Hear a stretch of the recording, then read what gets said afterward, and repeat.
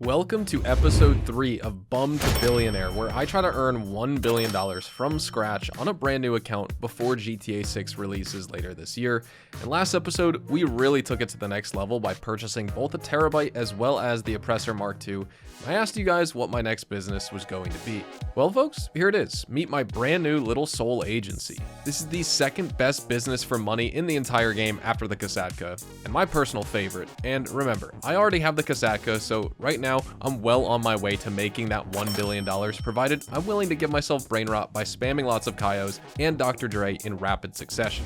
But before we get to the agency, I do think it's worth showing you guys how I actually earned nearly $4 million for this business, because after the Oppressor Mark II purchase from episode 2, I barely had any cash left on me. So what I did was I started out by grinding some OG heists, namely the Humane Lab raid, in which we raid the Humane Labs. The story for this one is pretty simple. There's a bunch of crazy scientists in that super secret chemical lab, and these boys are busy with the development of some kind of nerve agent that they plan to hand over to Merryweather, because the guy who owns Humane Labs, Don Percival, shadow company run in part by Don Percival. You guys know Don Percival?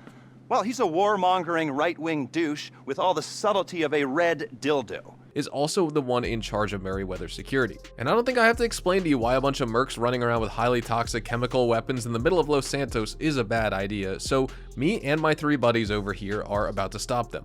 But chemical weapons aside, we've got bigger issues on our hand right now, such as bad driving. And when Nico's ex-girlfriend shows up to hand over some gift cards, she also brings a posse of FIB agents with her who start shooting up the whole place and ruining our vibes. So I immediately take control of the situation by falling down this ladder and running home with the magic briefcase. In mission 2, Agent 14 asks us to steal a pair of insurgent armored trucks from the Merryweather assholes, and this time, not only do we have to deal with bad driving, but one of my own teammates decides to hijack my car and push me out of it. So I remind him who's the boss by locking down vehicle access. He gets frustrated and goes off in his rocket-powered Batmobile while the rest of us drive there slowly in our normal cars. And we watch him take out his frustration on the Merryweather thugs as he spams them to pieces with his homing missiles. Then in mission 3, I team up with some old friends from episode 2 who helped me do Cayo Perico last time, but one of them seems to be AFK for some reason. Anyway, we get on the aircraft carrier and I managed to steal the Hydra jump jet with the high-tech EMP device loaded inside, and I nearly got shot out of the sky while aiming at this enemy jet. Look, I mean, half my tail's missing here. The entire right elevator is gone, and I'm having trouble keeping this thing steady, but I still managed to get some kills with my homing missiles, and after I accidentally shot down my own teammate, we failed the mission, which gave me a chance to retry, and I still had a smoking jet this time, but at least I wasn't missing an entire chunk of my tail, and we managed to make it to the finish line without any more mishaps. Then, after stealing a Valkyrie helicopter from the Merryweather boys in mission 4, the 4 of us executed some truly awesome stealth maneuvers in the infiltration part of the heist, which was mission 5. Like, check out the synchronized assassination over here, where we each picked a target and took out 4 enemies at the same time to avoid raising the alarm. Then, we hacked this gate and parked our EMP-equipped insurgent inside the loading bay and fled the area without a single sound. In the finale, I decided to be a part of the ground crew and infiltrated the base with my boy Nuclear Beast, while Konsu and W2RE provided air cover with the Valkyrie that we stole from Merryweather earlier in the heist. Inside, we took out a whole bunch of dudes and hacked the PC to steal the plans for the chemical weapon. Then we swam out of the facility via the cooling tunnels and made our escape with the Valkyrie helicopter. That was an easy $690,000, and we celebrated a successful heist with a party in the Vanilla Unicorn. After that, I was still nowhere close to buying an agency, so I decided to do a quick cluck and bell for some cash, and in the second mission, while traveling to the terabyte, I accidentally pulled off one of the most insane stunt jumps of this entire series. Now, that's what I call airtime right there.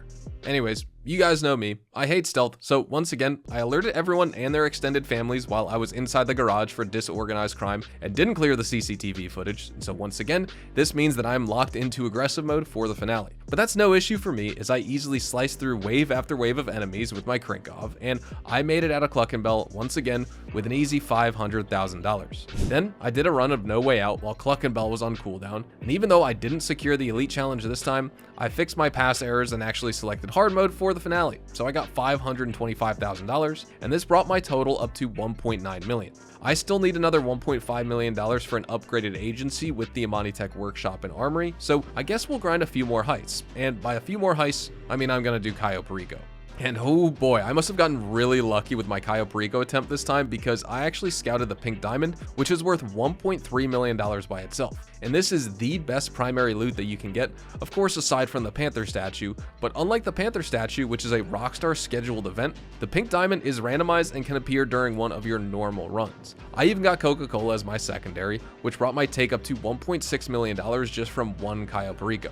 And folks, you've got to admit, even though cayo gets completely boring after you grind it the meta way again and again and again, it still pays better than basically everything else in the game, and that's why people run it to this day. And if you get a pink diamond like me, that's a brand new business or even supercar right there just from one heist. Now I just need a little bit more cash for my agency, so I do a quick Fleeca job, and then I follow it up with an MC custom bike delivery for a further $50,000.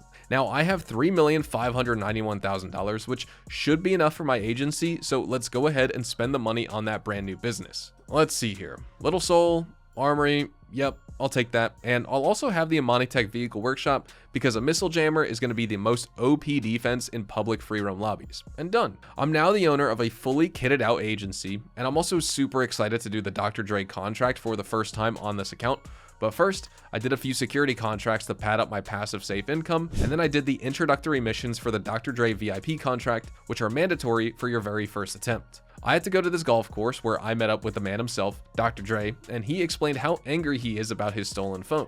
Then, because some dickwad producer guys threatened to get Dre blacklisted from the golf club, me and Franklin chased them around in a golf cart and we beat the crap out of them so they'd keep their mouths shut. Then I did a few more security contracts and checked out my brand new armory, where I can buy weapon upgrades and armor for a discount. After that, I used the money from my security contracts to purchase a few essential upgrades for the Ocelot Virtue, namely the missile lock-on jammer and the heavy armor plating. I forgot to record the actual upgrade process, but trust me, it's on there. And then within mere seconds in free roam, I found a partner who was willing to demonstrate the powers of my freshly upgraded automobile. Here, take a look at this. You see, that's just how powerful a missile lock-on jammer is. You don't even have to do anything.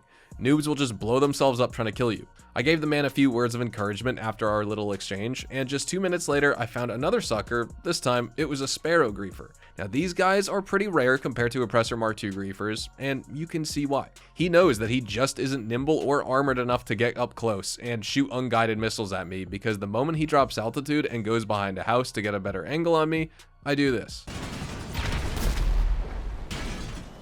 But enough goofing around here. We have a heist to do. So I get back to my agency and start up the next data recovery mission, which has me breaking into the FIB HQ by punching a hole through the skylight and sneaking in like some kind of cat burglar. Granted, it wasn't that sneaky because we've got alarms blaring everywhere and I literally blast a hole through the wall with high explosives, but hey, it's the thought that counts. Now, I don't know what kind of data the FIB is hiding in here on these servers, but knowing hard drive prices these days, I could probably become a millionaire just by selling one of these racks on eBay. After delivering the data to Franklin, I did the nightlife leak where I invade a triad run nightclub to steal even more hard drives, and here's how to do it the proper way. Instead of shooting at everyone, you can just drop this guy near the entrance with your silenced pistol, then get this guy who's messing around with the crates, and after you walk into the nightclub area, don't gun down the whole entire room. Instead, you can climb these stairs to your right to avoid the whole encounter, and then you just have to kill one guy who's patrolling the top floor. Inside the control room, kill the guards, grab your CCTV footage, and fly back to the agency. I got griefed along the way by some guy in a Deluxo, and it seemed like he was a modder because first off, he outran my Sparrow with ease, even though his car should be slower, and then he also suddenly disappeared from my targeting reticle, and his missiles gave me no warning before slamming into my helicopter. Otherwise, I would have popped flares, of course. I completed the mission by spawning my Oppressor Mark II and collecting the security tape. Then outside, I got my revenge on the Deluxo Griefer, but this time, his invisible missiles somehow got me even after I killed him, and then I was apparently kicked out of the lobby by other players, even though he was the only one I'd interacted with in the entire lobby, and I was on my PC selecting missions for the Dr. Dre contract when this happened, so I'm pretty sure that Deluxo guy was a modder. Anyway, no point in bitching over bad sport lobbies, so I moved on to the marina mission where the game expects you to fly to the docks and collect the GPS data from the boat. Instead, here's what you should do. Fast travel to LSIA using your agency's SUV service, then fly directly to the super yacht's location, which is always in one of two places in the ocean. Either it's straight ahead from the Del Perro beach, or it's over to the left, a few hundred meters from the LSIA hangars. And in my case, the Billionaire's yacht spawned in the Del Perro direction, so I landed swiftly on its helipad before they could activate the missile defenses, and I stormed the bridge with my guns, deactivating the defenses and opening the main door. After that, I grabbed some photos of the venue and raced away in a jet ski, completing the whole mission in less than 5 minutes. Then I chased down the promoter in the Diamond Casino, killed his hired thugs with extreme prejudice, and drove back to the agency with the backpack, completing Act 1 of the VIP contract. And the cool thing about Dr. Dre is that you don't actually have to do the missions in sequence, so I decided to go with Act 3 in Davis after doing the Nightlife League. This one's pretty simple, to be honest. You go with Vernon and break up a drug deal, then you steal some math equipment and drive away. By the way, in case you didn't know, you absolutely can use your CEO abilities to get the cops off your tail. It is way better than trying to outrun the police in your crappy van. In the second mission, you chase down a gangsta called Pete and murder a bunch of his henchmen to get him to talk. The game expects you to provide cover on foot, but what I kind of like to do here is pull out my Oppressor Mark II and blast absolutely everyone from the air until the cops show up. Then once Vernon interrogates P, you'll get the notification for the third and final mission of the act, in which you steal a lowrider from Savago's thugs. After finishing the third act, I was chilling in free roam on my Oppressor Mark II when I noticed a weird looking guy on the ground below me, and upon closer inspection, I realized he was beating up another player. So I decided to bring peace to the land by launching a few homing missiles from my bike. Except it only really worked on one of the two miscreants. The other guy was completely unharmed by my attack, so I backed up and tried again. This is when I realized that I wasn't facing a mere mortal, but a demon from the 7th circle of hell, because what happened for the next 5 minutes was pure torture. First, he blew me up 15 times in a row with infinite orbital cannon strikes. Then he locked me up inside a shipping container and zapped my balls with invisible tasers until I decided that I had had enough and quit the lobby. Having had my fill of public lobbies for the day, I decided to finish my first Dr. Dre VIP contract by doing Act 2, which is the High Society League. Once again, there are a few tricks that you can employ here to boost your completion times. For the first mission, instead of flying or driving to the country club, just select Chumash from your agency fast travel and it will put you right next to the destination. Then all you have to do is call in your Mark II and fly there. Easy as that. Also, once you're done with the hack, to stop Imani's incessant yapping, just blow yourself up with a sticky bomb and you'll respawn outside. From there, all that's left to do is find the limousine, shoot the driver, and fly back with the wallet. For mission 2, if you have an Oppressor Mark II, you can actually wipe out the entire security force from the air, land on top of the lawyer, and shove his ass in the trunk. The last mission of Act 2 is considered by many to be the toughest one, and that's because you can't just shoot the bad guys and win. You have to cause a certain amount of destruction and chaos to force the billionaire out of his hidey hole, and the quickest way to do that is by blowing up every car in sight. You can just use homing missiles, sticky bombs, railgun rounds if you want, grenades, whatever you want. As long as it explodes, you're good to go. Then, once the billionaire tries to escape, fire some railgun rounds at the helicopter, chase him down with the vigilante, whatever you want to do, drop his HP to 0, and what this will do is force a crash landing. And as soon as you see that chopper head towards the shore with 0 HP, ignore what the game tells you. Don't follow it. Instead, pull out some sticky bombs and blow yourself up. Then do it again to fail the mission. This will give you the option to respawn at your current checkpoint, which is actually going to be the beach, and it will put you right next to the billionaire's crash site with your personal car, so you can just drive up, grab the phone, and drive back. The last two missions, Studio Time and Don't F with Dre, are pretty straightforward as well. For Studio Time, just drive to Record A Studios, shoot everyone while hiding behind the bullet-resistant glass of Dr. Dre's champion, and inside you'll find a few more thugs who are also quite easy to deal with once you memorize their spawn points. After that, watch the unskippable 20-minute cutscene with Dr. Dre and DJ Pooh, but remember that you can also skip it on future runs after the first time, so again, this is a first time thing only. Then, for the finale, I've got a trick that will save you a lot of time. As soon as you enter into the hangar area, instead of fighting through all the enemy waves, just toss an explosive at this oil tanker over here on the right, blow it up, kill the two fools who rushed at you, and climb right over the burning wreck of what used to be a trailer. Then, all you have to do is run over to the stairs underneath Johnny Guns, like this, and walk up on him with an assault shotgun. Don't worry, you can't kill him that easily. He will tank 3 or 4 assault shotgun slugs. Mag dump his ass to make sure he goes down, then drag him out to Dr. Dre, who will give old Johnny the good old club special for stealing his phone. Then simply drive the doc back to the country club and you'll earn an easy $1 million. At the end, I also got Dr. Dre's music stick as a personal gift over at my agency desk, so now I can jam out to his tunes while I'm grinding my missions. I then proceeded to do the Dr. Dre contract a second time to earn even more money, and this time I had a partner with me in the finale, but he disconnected while I was driving Dre back to the Pacific Bluffs Country Club, and so I got the full $1 million, bringing my total cash reserve up to $2.7 million, which isn't bad at all for just one day of Dr. Dre grinding. But if you want to make the most amount of money with the Dr. Dre contract, you have to stack it with other tier tier 1 heists like Cayo Perico for example, because it does have a 48-minute cooldown, and Cayo can be done in under an hour, so by the time you're finished with Cayo, your second Dr. Dre contract is ready to go.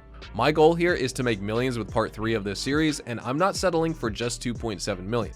I'm gonna take it further, a lot further, and show just how easy it is to grind money by combining the agency as well as the Kazatka. So I started by doing another Cluck and Bell for $500,000, and then because my VIP contract was back off cooldown, I did a third Dr. Dre. I'm not going to show the whole thing here because you guys already know how this heist works, but this one was a little different from the others because at the start I ran into a pyro who kept chasing me around the map while I was trying to do the marina mission, and just when I thought I had him, a third party joined the fight. This one was a hacker, and he killed both of us while teleporting around like Son Goku with instant transmission and firing off 200 homing missiles at a time. That's when I realized it was time to find a new lobby so I could continue my VIP contract in peace. I did complete it, earning another $1 million, and now I've got over 4.2 million. But that's still not good enough. So I decided to do a No Way Out and a fourth Dr. Dre and yet another Cayo, where once again I got extremely lucky with a pink diamond. And then because I had teammates with me on this run, we also managed to steal some gold, bringing my total haul up to $1.78 million for this Cayo. Now that is a good day of work right there, but I've still got more left in the tank. So what I do is yet another Dr. Dre and decide to finish it with some FIB files for the day. I started out with the black box file, which isn't the easiest of the bunch, but it's certainly entertaining enough because I was hacking radars, stealing sonars from tugboats, and I ended up hijacking a Tula from a Merryweather barge. The Tula itself is absolute crap with its default machine guns, and it took me forever to kill the enemy buzzards. You don't need to do that, by the way, but I decided to just do it anyway. But it was all made up for in the finale anyways, where I chased down a giant cargo plane, uploaded a virus into its system, and then blew up its engines. After the plane crashed into the ocean, I dove in with my rebreather and recovered the black box, and then I executed a speedboat escape with police helicopters on my tail. And it felt like an action sequence ripped straight from a Call of Duty Modern Warfare campaign. At the end, I only made like $155,000 because I failed the bonus objectives, but it was still one hell of a ride and definitely one of the most enjoyable missions you can play in GTA Online. I then proceeded to do the brute force file, which was the priority file for the week, and this one was also very interesting because I literally broke into Fort Zancudo and stole a high-tech Scarab tank armed with an EMP cannon. As usual, my stealth is no good, so I alerted every guard in the base, but I won the minigun duel with this juggernaut, so it was worth it. By the way, I think it's absolutely hilarious how the cutscene for the Scarab handover is a literal copy and paste from the animations used in customer car deliveries for the auto shop, and it almost feels like you're selling a normal car to some NPC, but it pays well, so I'm not going to complain too much. I then did a few pizza deliveries and the Project Breakaway file for $170,000. For my last FIB file, I partnered up with another player, but we were met with a griefer in the lobby who kept killing one of us every time we did a mission, and it got annoying super fast because my teammate was no good at defending and he would just watch passively while I kept getting gunned down. So I said screw it and decided to push ahead with the mission objectives, because I don't have a heavy sniper with explosive rounds, and dealing with helicopters and jets with a basic homing launcher is just impossible. Hilariously though, the griefer dove to his own death while trying to kill me, and that made my job a lot easier, because now I could fly out of the hangar with my chopper and complete the mission without having to worry about getting blown up. After finishing my setup mission, I baited the griefer into diving at me head on with a Mark II and mowed him down with my minigun. Then I did it again. After that, I told my friend to hop into a different session with me and we completed the rest of the fine art file together for $173,000. I'm at $9.4 million right now, and I really want to break past 10 million for this video, so I end things with a bang by doing my final Dr. Dre contract for the day, and this puts me at $10.4 million. But with all that said, that does it for today. In the next Bum to Billionaire episode, I will be using this $10 million to buy a whole bunch of businesses and make even more money, so you definitely want to stick around for that. Again, take your guesses as to what businesses I'm going to buy in the comments, and let me know which vehicle I should purchase next with all this cash, to defend myself from the PvP griefers out there. Don't forget to drop a like on this video if you found it informative or just entertaining. Consider subscribing to the channel if you are new. Check me out over on Twitch, Twitter, and Instagram, specifically twitch.tv/hazardoushdtv for more GTA Online money grinding live streams, and I'll see you guys in the next one. Adios, amigos.